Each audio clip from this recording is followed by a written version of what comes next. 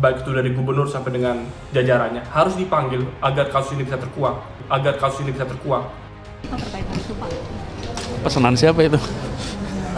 Pertanyaannya. Dari Saya sendiri ya, aku merasa gini, tidak ada hal salah yang saya kerjakan. Laporin, kan repot lapor.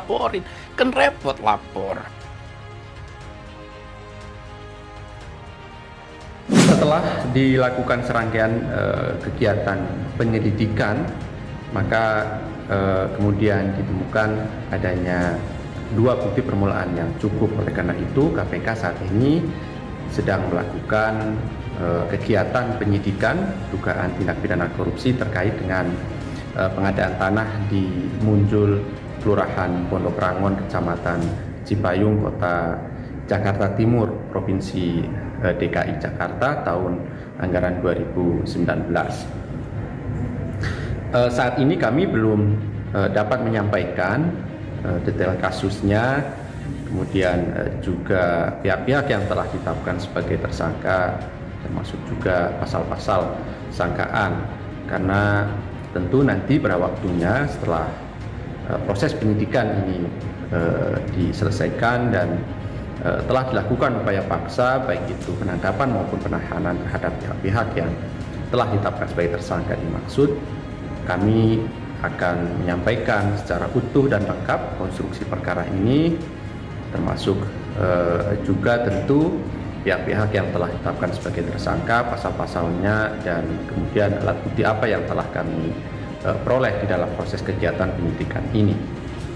Namun demikian, perlu juga kami tegaskan bahwa setiap perkembangan dari kegiatan penyidikan yang sedang kami lakukan ini sebagai bentuk keterbukaan informasi kepada masyarakat. KPK untuk memanggil semua pihak yang terlibat atau diduga mengetahui terkait dengan kasus korupsi pengadaan lahan di Munjul yang merugikan negara sebesar 150 miliar. Jadi kalaupun eksekutif atau legislatif, baik itu dari gubernur sampai dengan jajarannya, harus dipanggil agar kasus ini bisa terkuak. Ini langkah yang harus dilakukan.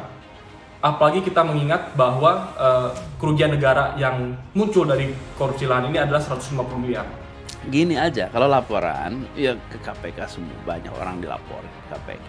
Pasti KPK tuh ada prosedurnya mereka ngurus itu. Jadi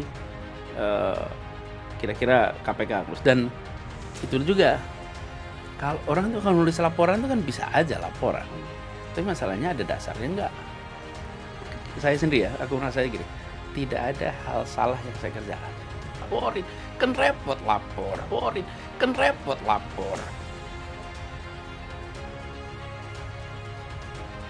I'm not worried about what is written in the social media. Okay, I'm more concerned about what the historian will be writing in the future. Saya nggak khawatir atas apa yang ditulis di sosial media hari ini, tapi saya lebih khawatir atas apa yang ditulis para sejarawan di masa depan. Dan pertanggungjawaban saya di hadapan Allah, tentu aja. Itu yang saya harus pikirin. Jadi sekarang itu, karena itu kalau seperti saya gitu ya, aku ini kan ada masanya diserang, ada masanya dipuji, nanti serang lagi, puji. Itu gonta-ganti aja terus begitu. Jadi makanya aku pernah bilang gini, tapi I tweeted a few years ago. Gini kira-kira. Dipuji tidak terbang, dicaci tidak tumbang. Awal itu memang tidak datang dari kami, tidak datang dari klien kami, tapi itu memang datang dari Pak Minan ini tadi, makelar tanah ini tadi gitu.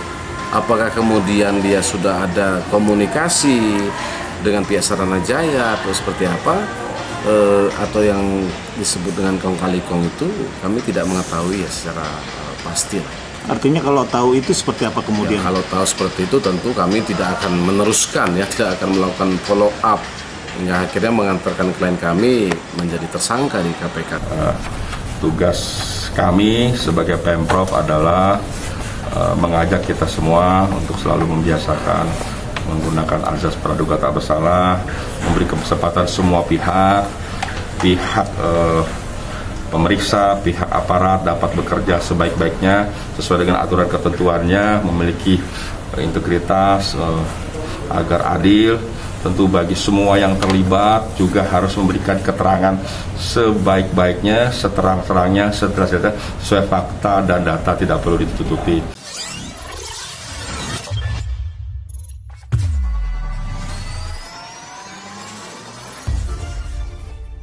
Dewan Pimpinan Wilayah Partai Solidaritas Indonesia mendukung Komisi Pemberantasan Korupsi untuk mengusut kasus korupsi pengadaan tanah di Munjul Pondok Ranggon, Jakarta Timur, termasuk perlu menanyai Gubernur Anies Baswedan. Ketua DPW PSI DKI Jakarta, Michael Victor Sianipar, berujar Komisi Anti Rasuah tak perlu ragu memeriksa pejabat yang diduga terlibat atau mengetahui pembelian tanah tersebut. Sekalipun itu Gubernur Anies Baswedan ataupun anggota DPRD DKI semua harus siap dipanggil dan memberi keterangan karena rakyat jelas dirugikan dari korupsi ini. Dia menyebut kasus ini harus segera dibongkar. Dengan begitu, KPK bisa segera menyita kembali kerugian negara. Dan uangnya bisa kita gunakan untuk tanggap darurat pandemi COVID-19 di Jakarta. Hari ini Ketua KPK Firly Bahuri menyampaikan Anies Baswedan dan anggota DPRD perlu diperiksa ihwal kasus korupsi pengadaan tanah di Munjul. KPK, tutur dia, memerlukan keterangan dari Anies dan Dewan. Menurut dia, Anies dan DPRD DKI pasti mengetahui program pengadaan tanah di Munjul. Jadi tentu perlu dimintai keterangan sehingga menjadi terang benderang, ucap Firly.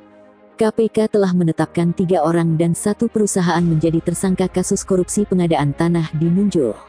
4 tersangka itu, yakni Direktur Utama Perumda Pembangunan Sarana Jaya, Yori Cornelis, Direktur PT Adonara Propertindo Tommy Adrian, Wakil Direktur PT AP Anja Runtuweni, dan tersangka Korporasi PT Adonara Propertindo.